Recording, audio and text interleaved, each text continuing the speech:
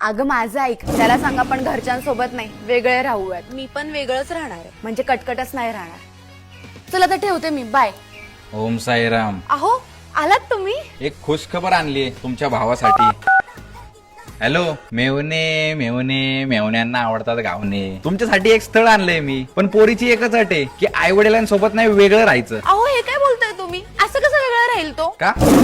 काय झालं? आमच्या पप्पांना बीपीचा त्रास आहे, त्यांना नीट चालता पण येत नाही. आईला एक तर कमरेचा त्रास आहे, त्यात धुणं भांडी स्वयंपाक नाही जमत. आणि अशा टायमिंग मध्ये सुनीची हेल्प नको का? आणि तुम्ही माझ्या भावाला सांगता वेगळं राहायला. अहो मग इकडे पण सासू सासऱ्यांच्या नजरेने बघणं सोडा मॅडम. तुम्ही मेकअपची कामं करता ना, मग पोरग झाल्यावर कडेवर मेकअपच्या क्लासला घेऊन जाताना आठवण येईल ना पप्पांच्या आधाराची. चपाती बनवत असताना जेव्हा चपाती करपल ना, तेव्हा आठवण येईल ना आईच्या हाताची. आणि आपलं पोरग मोठं झाल्यावर बायको सोबत वेगळं राहण्यासाठी जेव्हा म्हणेल ना, तेव्हा आठवण येईल आपण केलेल्या सेम कृत्याची.